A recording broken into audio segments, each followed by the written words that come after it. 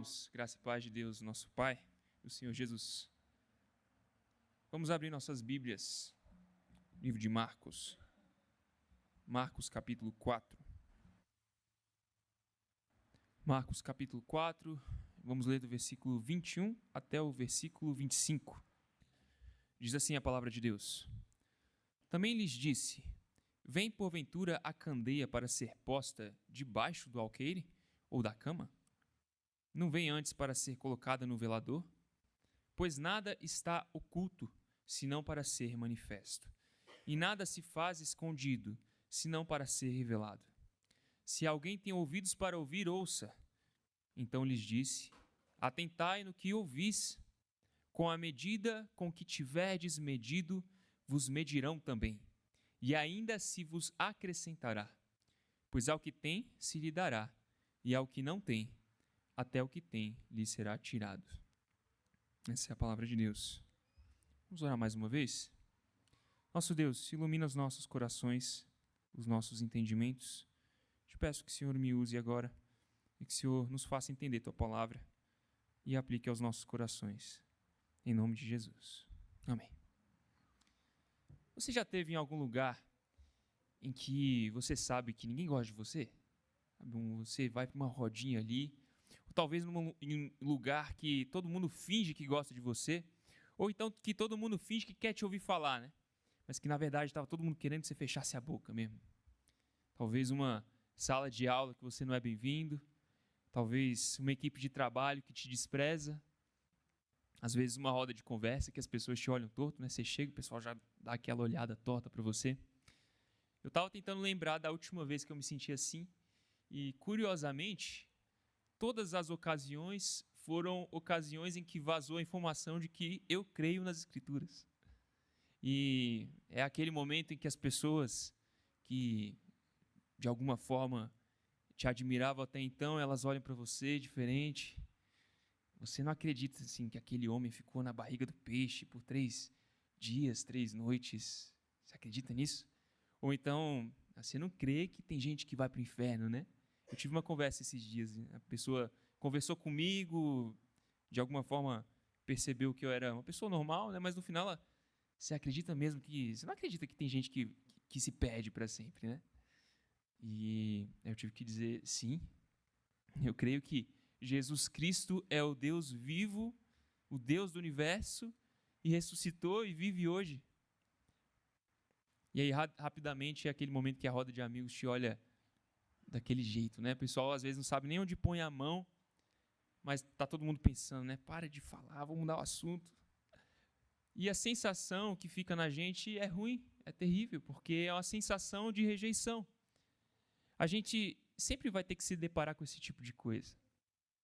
Sermos rejeitados por causa daquilo que nós cremos. E às vezes tem gente que a gente esquece que esse era o contexto da parábola de hoje. Esse é o contexto em que Jesus contou essa parábola, um contexto de rejeição. Um contexto em que as pessoas haviam já rejeitado Jesus. E a verdade é que ele também era muito interessante para elas, porque afinal seus sinais eram incontestáveis. Você ganhava ali comida de graça, você era curado das enfermidades, os milagres, as curas, os exorcismos, tudo muito impressionante. Era o melhor show que já foi visto na Terra, né? Até que Jesus começou a falar demais. E ele falou coisas como: arrependam-se e creiam no Evangelho. Então eu tenho que mudar, eu tenho que abandonar padrões de comportamento, tenho que deixar pecados para trás. Os sãos não precisam de médico, e sim os doentes. Eu não vim chamar justos, mas pecadores. Então ele está disposto a andar com qualquer tipo de gente, né? Cobradores de impostos, prostitutas. Ou então, quando Jesus disse: o Filho do Homem é Senhor também do sábado. Não quer dizer que ele acha que ele manda no sábado. Ele acha que ele manda na lei de Moisés. Filho, os teus pecados estão perdoados. E aí eles disseram, Marcos 2, versículo 7, como ele se atreve a falar assim? Isto é blasfêmia. Quem pode perdoar pecados a não ser um, que é Deus? E as pessoas estavam nesse ponto. Como é que ele se atreve a falar essas coisas? E quando a gente chega aí no capítulo 4 de Marcos, o veredito já foi dado. Jesus já está rejeitado. Para os líderes religiosos, um endemoniado. Para as multidões, um curandeiro estranho, né? No mínimo. Para a família dele, um lunático. Aí você diz, não, mas as multidões iam atrás dele, olha só como esse texto está dizendo, né? Mas elas queriam os sinais, elas queriam os milagres, elas queriam as curas, mas as palavras de Cristo já estavam rejeitadas. E aí, alguns versículos antes, na parábola do semeador, Jesus explicou que muitos corações o rejeitariam mesmo. Isso ia acontecer, só um tipo de solo frutifica. Só o coração que recebe Jesus no mais profundo do ser, sem competição, sem distrações, esse é o coração que frutifica. Ou seja, o pregador prega a palavra, mas são os ouvintes que têm que receber essa palavra bem. A ênfase estava na responsabilidade dos ouvintes, lá na parábola do semeador. Mas agora, na parábola da candeia, a ênfase vai estar no pregador. Aquele que recebeu a palavra no coração e está deixando essa palavra frutificar, essa palavra aparecer. Aquele que deve deixar a palavra de Deus brilhar. A gente vai aprender hoje sobre as exigências da candeia. As exigências da candeia. A gente vai ver que a candeia deve iluminar a sua vida e através da sua vida. E ela deve ser recebida com temor como a luz do mundo. Em primeiro lugar, ela deve iluminar a sua vida. Em segundo lugar, deve iluminar através da sua vida. Em terceiro lugar, deve ser recebida com temor. E em quarto lugar, deve ser recebida como a luz do mundo. Olha lá para o versículo 21. A candeia, em primeiro lugar, deve iluminar a sua vida.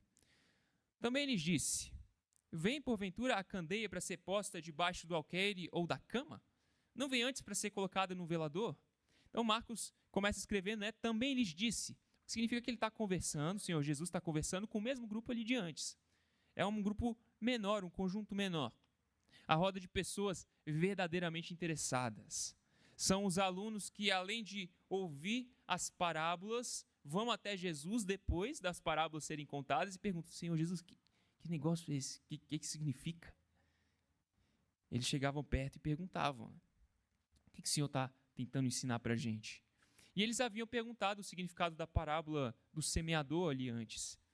Parábolas são simples analogias, né? São comparações, é colocar uma coisa ao lado da outra e compará-las. E aí agora, depois de contar para eles, eles perguntam o significado da parábola do semeador, depois de Jesus contar para eles esse significado, aí Jesus já engata em outra parábola. Ele diz, né, na parábola da candeia, ele assemelha a palavra de Deus a uma candeia. Uma candeia que ilumina toda a casa, se ela for colocada no local correto. A candeia é uma espécie de lamparina, né? Era simples, geralmente era feita de barro, de metal, mas era um recipiente com óleo, tinha uma abertura por onde saía o pavio, e o pavio aceso queimava esse óleo e produzia uma chama que iluminava a casa. Então, obviamente, essa candeia só ia iluminar se ela fosse colocada num lugar alto. Se ela fosse colocada debaixo da cama, não ia iluminar nada, né? Se fosse colocada debaixo do alqueire, também não. O alqueire era uma cesta, uma vasilha que era usada para medir uma quantidade específica de cereal. Mas era uma cesta, né? Faz sentido colocar a lamparina escondida debaixo do cesto? Não faz. Onde é que faz sentido colocar? No velador, que era um suporte alto ali da candeia. O fogo tinha que ficar alto para conseguir espalhar a luz no ambiente. Mas o que é a candeia para Jesus, né? E se a gente extrair a ideia ali da parábola anterior, Jesus inclusive disse que é a chave para entender as outras parábolas. Ele acabou de explicar sobre a palavra de Deus, a semente era a palavra de Deus. E aqui a candeia também é a palavra de Deus. A candeia é a mensagem do Evangelho, é a obra e a vida do próprio Senhor Jesus. E essa nem é uma ideia nova, né? Salmo 119, 105, os irmãos devem conhecer. Lâmpada para os meus pés é a tua palavra, e luz para os meus caminhos. Então, Jesus está dizendo que o Evangelho brilha, né? O Evangelho brilha, ele tem luz em si, mas para que ele ilumine, ele deve ser exposto. Tem que ser colocado no lugar alto. Danilo, que obviedade, né? Jesus falando obviedade. Pois é, mas tem muita gente tentando esconder a luz do evangelho por aí. Para começar, tem crente que esconde a luz da palavra de si mesmo. Danilo, eu não sei o que fazer, né? Como é que eu lido com a desobediência do meu filho, que ele está resistente demais? Como é que eu faço com minha esposa, que ela é pecadora demais? Como é que eu lido com minha equipe de trabalho? Como é que eu faço para parar de pecar naqueles pecados que eu não consigo parar de pecar? E aí a pessoa às vezes fica esperando, orando para Deus mandar um anjo descer com uma lâmpada na mão para esclarecer o caminho. Só que Deus já te deu uma super lanterna aí, que está na mão de vocês. Já te deu a palavra de Deus. E você deixa a lanterna guardada no bolso. Eu vi essa comparação essa semana. Que a gente é como alguém que vai fazer uma trilha à noite, no meio do breu, e começa a tropeçar em tudo, e a gente até levou a lanterna e liga a lanterna, mas deixa a lanterna ligada no bolso. O que adianta uma lanterna ligada dentro do bolso? Faz sentido isso? Andar sem atenção à palavra de Deus é como andar no escuro. Viver sem consultar a Escritura todo dia é como andar nas trevas com a lanterna no bolso. É como esconder a candeia debaixo da cama. Então pega, sim, essa tua Bíblia, né? Pega essa tua Bíblia para você entender o propósito de Deus para a sua vida. Pega essa tua Bíblia para você consultar como é que disciplina o filho. Pega a tua Bíblia para você consultar como é que tem que ser sua ética de trabalho.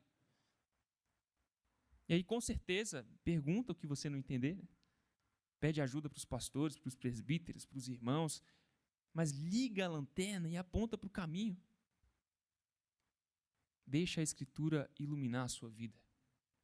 Então, a primeira coisa é que a candeia deve iluminar a sua vida. A segunda coisa é que a candeia deve iluminar através da sua vida. Vamos lá para o versículo 22.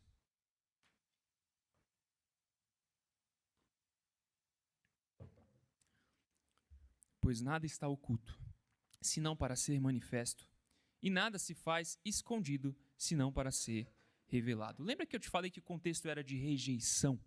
Jesus havia sido rejeitado.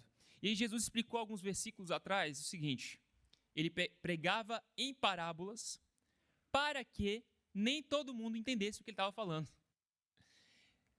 Então, de certa forma, ele estava escondendo o evangelho por um tempo.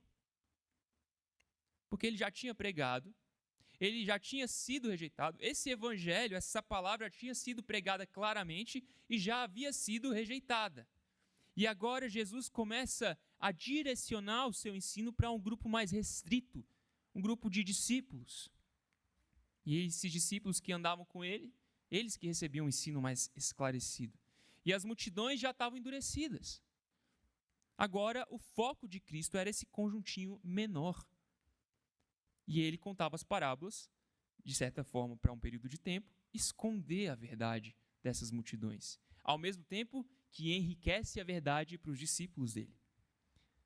Mas aí, talvez os discípulos pensaram, né? Será que essa é a estratégia agora? Né? Será que a estratégia agora é que nem aqueles grupos, sabe, que você entra e não pode contar para ninguém o que aconteceu lá? Será que vai ser assim a igreja?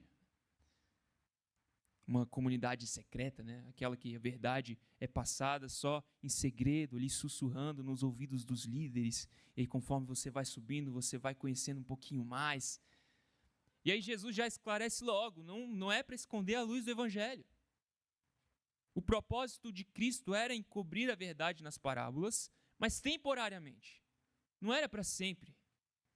O oculto, então, seria revelado, como diz o versículo que a gente leu. E lá em Mateus 10, 27, Jesus diz aos discípulos: o que lhes digo às escuras, repitam à plena luz. O que é dito para vocês ao pé do ouvido, proclamem dos telhados. Preguem a palavra. Nós precisamos deixar a luz brilhar, ou seja, deixar a palavra de Deus brilhar, que ela tenha total controle sobre toda a nossa vida. E aí testemunhe com atitudes, testemunhe com palavras. E eu digo com atitudes porque tem crente que até fala de Cristo, mas ele esconde a lamparina debaixo das suas más obras. E aí ninguém consegue te escutar porque você é chato, ou porque você é arrogante, ou porque você não se interessa pela vida das pessoas. Aí você chega lá no trabalho e você nunca conversa com ninguém, não interessa pela vida de ninguém, e aí depois, de vez em quando, você quer despejar um conteúdo evangélico ali no ouvido deles. Aí você só aparece para isso? E a vida deles? Não quer saber? Precisa testemunhar com as atitudes. Porque às vezes as suas atitudes escondem a candeia. E testemunhe também com as suas palavras. Mas ninguém nunca aceita o evangelho, já falei tantas vezes. Meu irmão, Jesus já falou que nem todo solo frutifica. A maioria não frutifica. E a gente tenta justificar a nossa inatividade com o desinteresse dos outros. E como eles não estão interessados, não vou pregar. Mas se a semente vai frutificar ou não, o assunto não é nosso. É com Deus e com o solo. É o coração dele com o Senhor. Às vezes vai dar resultado, às vezes não vai dar resultado. O evangelismo é assim, e é assim que tem que ser, porque Jesus avisou a gente. É como quando alguém entra num quartinho escuro, sabe? Blackout na janela ali, 4 horas da manhã, você está acordando devagarzinho para sair de casa. Aí a pessoa vem e liga a luz. Fala sério, dá vontade de gritar, né? Desliga esse negócio. Eu estou acordando devagar, cara. Por quê? Porque dói, aí dói o olho, é desconfortável, é ruim demais. Pois Jesus pega o discípulo, coloca uma lamparina potente na mão dele e manda para as trevas. E aí você chega numa rodinha de conversa, estava no breu, só que você está com a lamparina na mão. E aquele negócio vai doer, vai incomodar os olhos que antes estavam no escuro. Agostinho uma vez falou que não é de se admirar que o pão, tão saboroso ao paladar saudável, seja enjoativo ao paladar enfermo. E que a luz, amável aos olhos límpidos, seja odiosa aos olhos doentes. A luz incomoda quem antes estava nas trevas.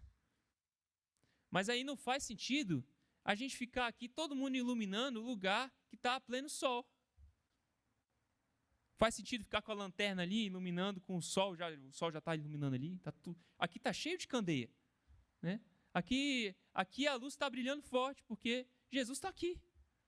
Jesus está aqui com vocês.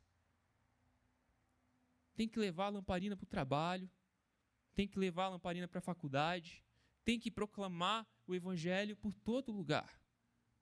Por onde você for ali, e aí está o breu, e você vai andando lá, a lanterninha no meio do escuro. A candeia deve iluminar a sua vida e através da sua vida. Em terceiro lugar, a candeia deve ser recebida com temor. Isso porque tem recompensa, tem punição.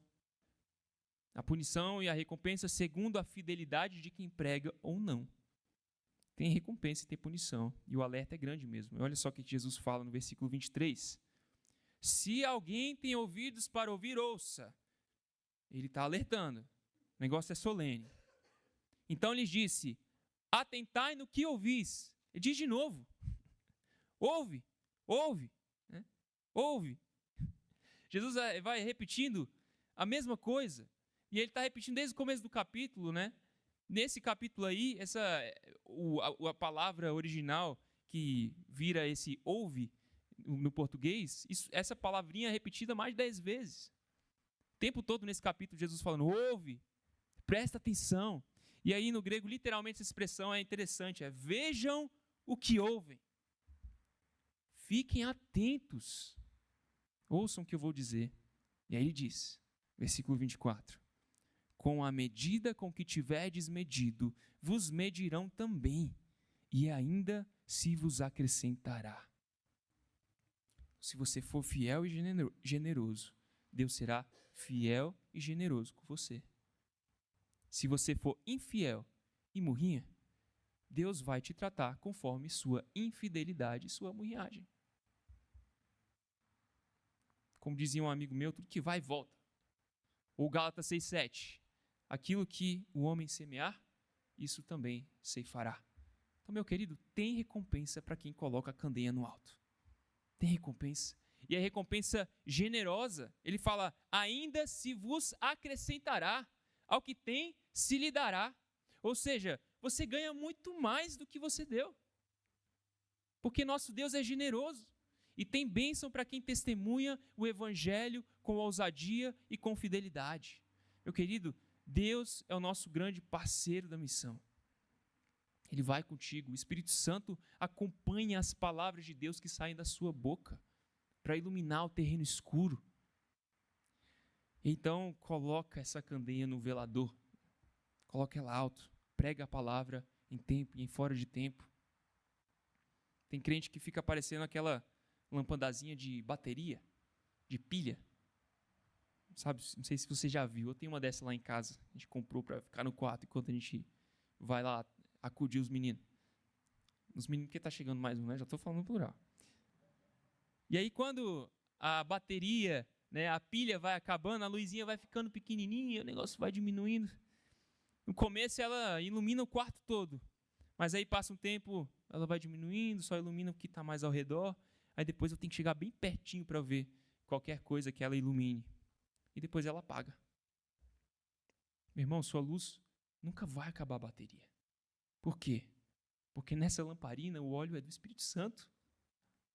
O poder dessa luz não é de um fogo que se apaga. O fogo não apaga, os incentivos são os maiores. As riquezas da salvação são as melhores. Não estou te falando que você vai ganhar um carro por causa disso. É muito melhor do que carro. A bênção é muito maior. Porque nossa riqueza é a glória de Deus. É o fruto do Espírito Santo. É alegria, amor, paz, domínio próprio. Isso que é a verdadeira prosperidade espiritual. Então prega a palavra. Se você pregar a palavra, sabe quem que vai ficar mais abençoado? É você. Porque Deus abençoa na medida que você abençoa, só que com muito mais generosidade do que você. Quando a gente evangeliza, é a nossa fé que fica fortalecida. Quando a gente estuda a Bíblia para compartilhar lá uma reflexão no grupo pequeno, quem no final ficou mais alimentado? Foi você que estudou a Escritura, que pensou no que falar. Quem foi mais abençoado e desafiado por esse texto bíblico que a gente está vendo hoje? Fui eu lá em casa ali, que eu fiquei, né, semana toda com aquele texto.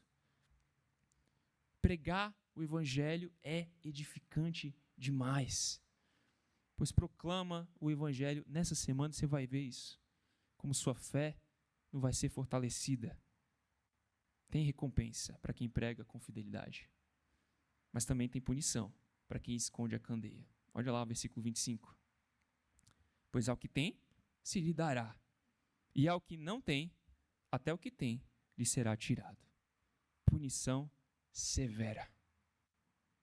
Ao que não tem, até o que tem, lhe será tirado.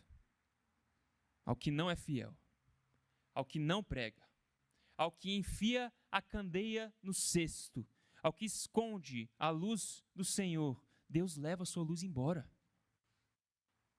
Uma vez Jesus escreveu uma carta para uma igreja, né? Igreja de Éfeso. E ele falou o seguinte: a doutrina de vocês até que é boa, né? Mas vocês abandonaram o amor, o primeiro amor. E ele diz para a igreja dele, Apocalipse 2:5. Lembre-se, pois, de onde você caiu. Arrependa-se e volte à prática das primeiras obras. Se você não se arrepender, virei até você e tirarei o seu candelabro do lugar dele. Jesus pode levar a sua luz embora, porque a luz é dele. E a gente precisa colocar ela no alto. Que o Senhor nunca venha até a igreja presbiteriana do Cruzeiro para lhe retirar a candeia. Mas para isso, vocês precisam ser as lanterninhas vivas onde vocês estão. Nós precisamos coletivamente ser uma grande tocha que ilumina a cidade. Inclusive, você precisa ficar atento a esse púlpito, ao que é pregado nessa igreja. Porque se a gente começa a esconder a luz de Cristo embaixo de um monte de filosofias, opiniões, achismos, você tem que vir exortar a gente. Nós precisamos colocar a candeia no lugar mais alto dessa cidade. É sua obrigação, é sua responsabilidade. A candeia deve iluminar a sua vida, deve iluminar através da sua vida, deve ser recebida com temor na sua vida. E aí, em quarto lugar, a candeia deve ser reconhecida como a luz do mundo.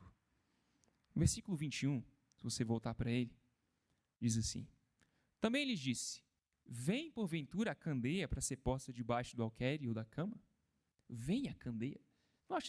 Não causa uma certa estranheza? Vem a candeia? Como assim vem a candeia? É quase como se ele estivesse falando de uma pessoa vindo, sabe? E eu fui olhar isso, embora algumas traduções optem por não deixar essa estranheza evidente no texto, o original realmente trata de candeia como sujeito de vem. Ou seja, Jesus realmente personifica a candeia. É como se ela tivesse perna e ela caminhasse. A candeia vem como se ela fosse um homem. E aí o apóstolo João explica um pouquinho disso para a gente. João 1, versículo 1. No princípio era o Verbo, e o Verbo estava com Deus, e o Verbo era Deus. Ele estava no princípio com Deus. Todas as coisas foram feitas por intermédio dele, e sem ele, nada do que foi feito se fez. A vida estava nele, e a vida era a luz dos homens. A luz resplandece nas trevas, e as trevas não prevaleceram contra ela. O Filho de Deus, o Verbo de Deus, o próprio Senhor do Universo, ele que veio iluminar o mundo, e as trevas não prevaleceram contra ele. Em outro momento, Jesus fala claramente para todo mundo ouvir, lá em João 8,12. Eu sou a luz do mundo.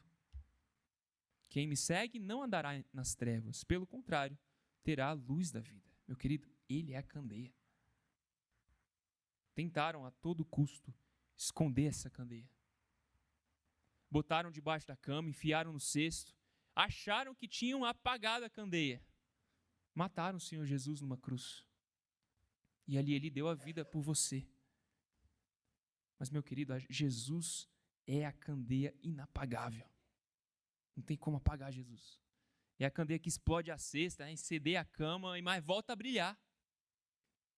Porque ele ressuscitou, ele reina hoje, ele brilha hoje. Ele vive hoje, é ele quem prega o evangelho através de nós. Paulo explica isso em 2 Coríntios capítulo 5, versículo 20. Somos embaixadores em nome de Cristo, como se Deus exortasse por meio de nós. Quem exorta por meio de você? É Jesus. Nós somos meros embaixadores de Cristo, mas é Ele quem ilumina as trevas através de nós. É por isso que Jesus diz aos discípulos, lá em Lucas 10, 16, quem ouve a vocês, ouve a mim. Quem rejeita a vocês, é a mim que rejeita. Meu querido, Cristo vive e é Ele quem prega o evangelho através de você. Isso não te dá confiança? Que a luz não é sua? Você só tem que colocar ela no velador, você não tem que construir a candeia. Você não tem que produzir a sua luz. É Ele quem brilha, não é você. Se a gente brilha alguma coisa, é como a lua brilha a luz do sol. Porque pregar o evangelho é simplesmente refletir a luz de Cristo. Meu querido, Cristo vive. E Ele é quem é rejeitado através de você. Isso não te dá coragem? Coragem para pregar o evangelho?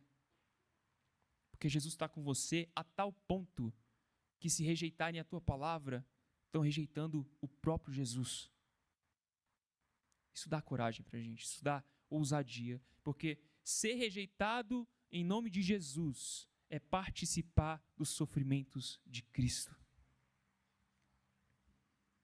Cristo vive e a sua luz não pode ser apagada. Isso não te dá alegria de pregar essa luz?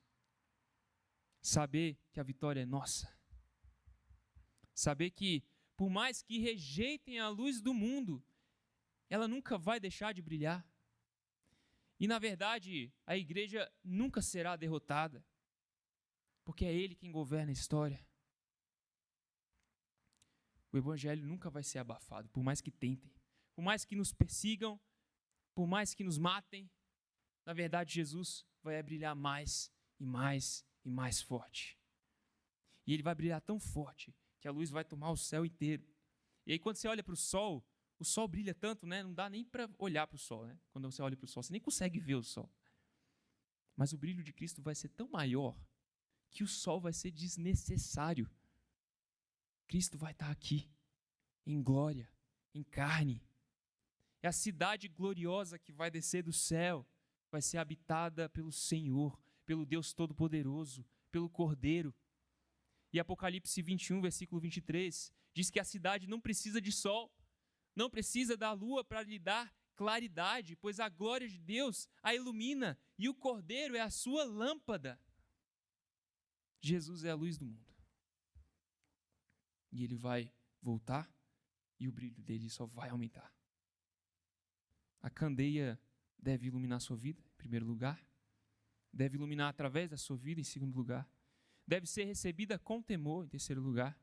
Mas, em quarto lugar, deve ser reconhecida como a luz do mundo. Para terminar, meu irmão. Para terminar.